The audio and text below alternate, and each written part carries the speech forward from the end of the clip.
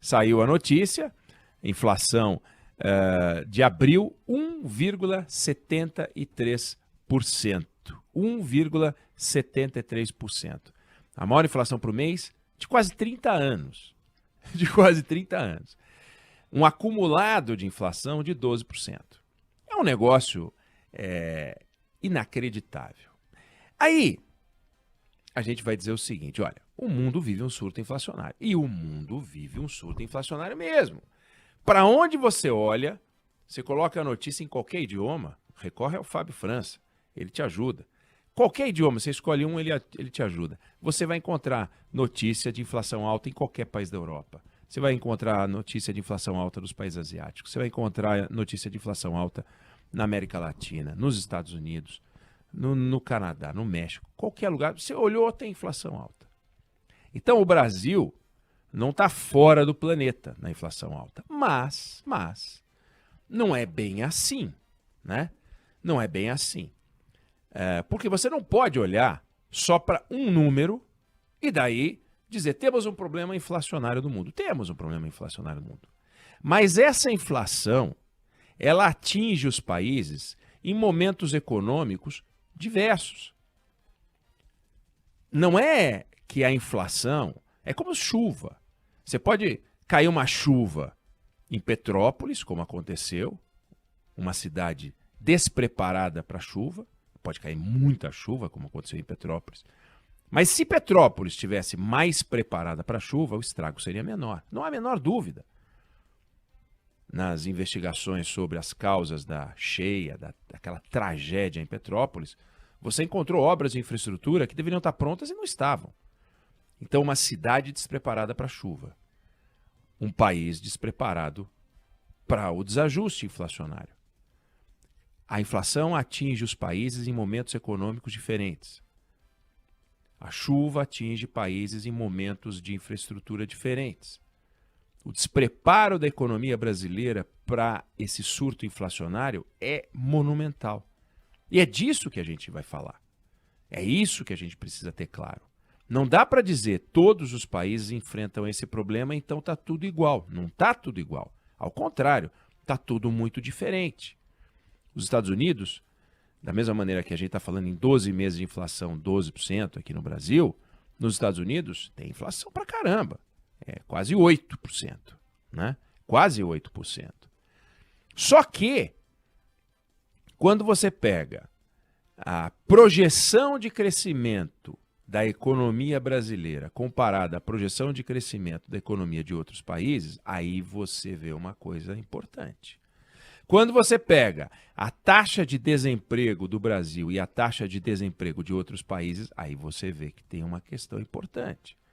Então a inflação chega no Brasil no momento de não crescimento, a inflação chega nos Estados Unidos no momento de algum crescimento. A inflação chega no Brasil no momento de altíssimo desemprego, a inflação chega nos Estados Unidos e em outros países em momento de baixo desemprego. E isso faz toda a diferença. Então você pega, por exemplo, projeção de crescimento para o Brasil 2022. O Boletim Focus está falando em menos de 1%. Pouco mais de 0,5%. 0,65%. 0,65% é nada, porque a população vai crescer. Se a população cresce mais do que o PIB, nós estamos fritos. A gente andou para trás, o PIB andou para trás per capita. E é o que vai acontecer no Brasil. Nós estamos falando que nos Estados Unidos, enquanto a gente vai crescer 0,65%, eles vão crescer entre 3% e 4%. Olha a diferença. Com inflação. Eles estão com inflação de 8%, quase, dos últimos 12 meses, a gente com 12%.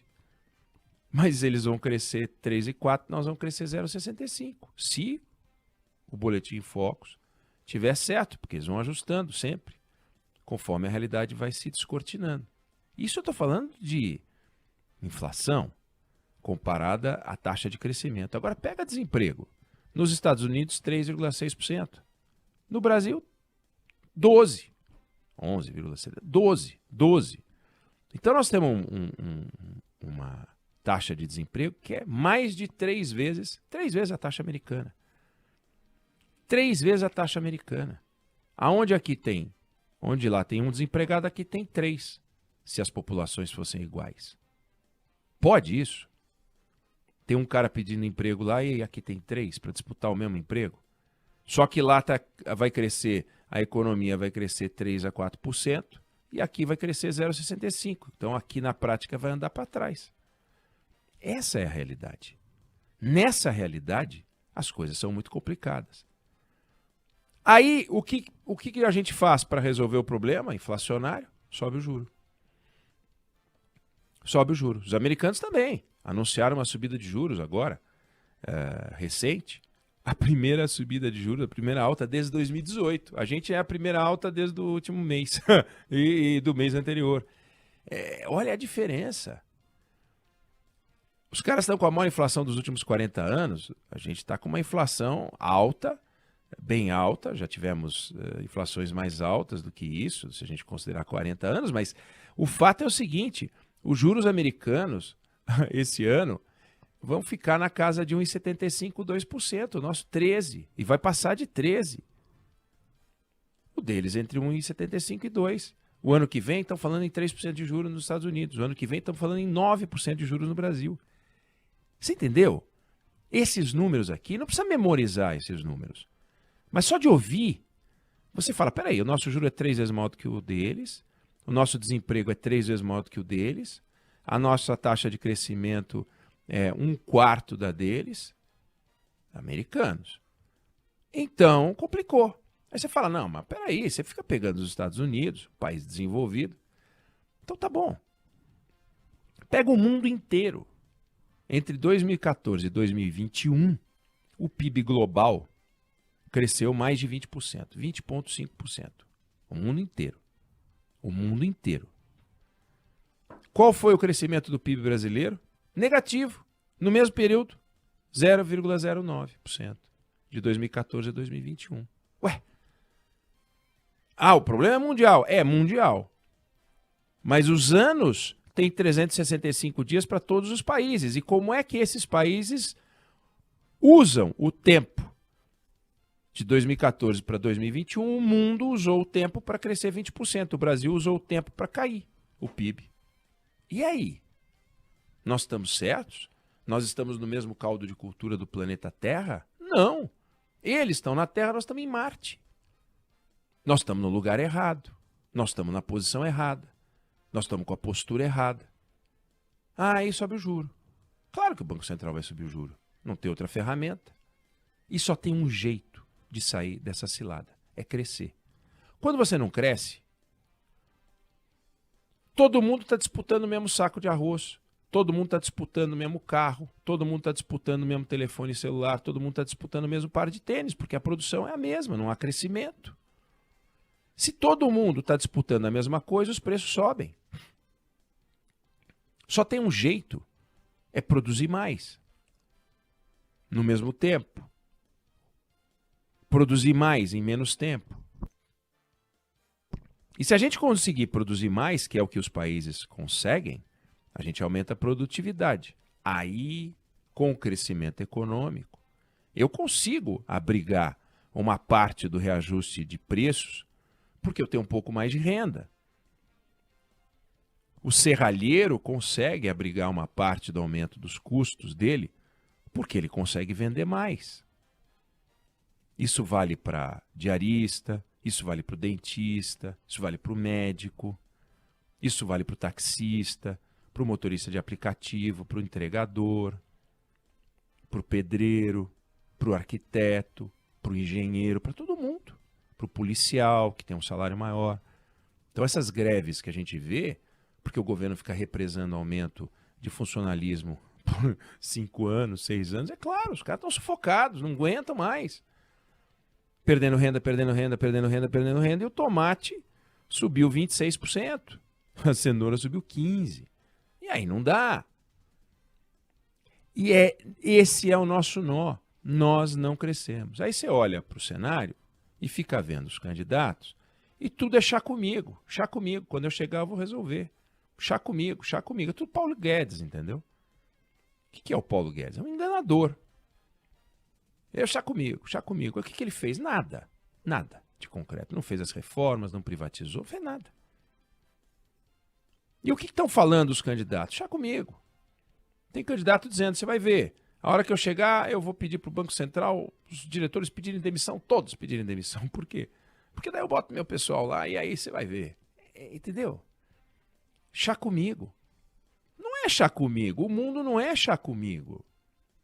Vamos fazer um avião? Vamos. O que a gente vai fazer? Chá comigo. Eu não entro num avião feito no chá comigo. Não existe. Eu quero ver o projeto.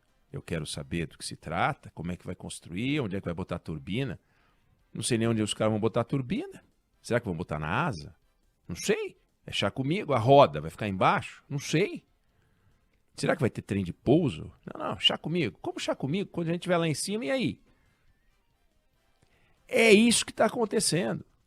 Então, crescimento é a única solução para enfrentar inflação, enfrentar a taxa de juros, enfrentar o desemprego, enfrentar a falta de produção, de produtividade. Esse é o nó brasileiro.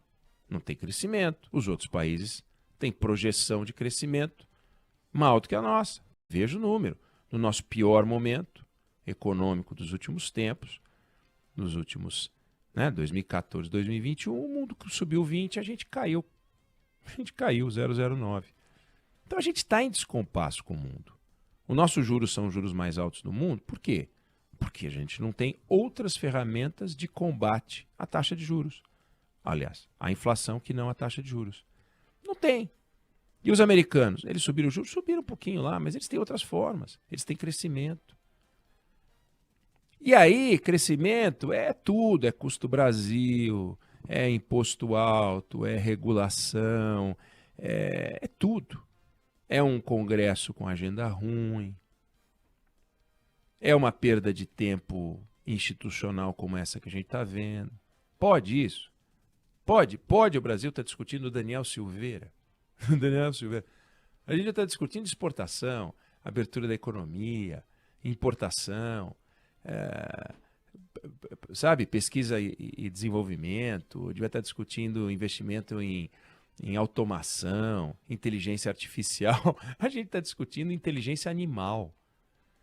A gente está discutindo estupidez. A gente está discutindo a cretinice. Com a cretinice a gente não avança. Com a cretinice a gente vai para trás.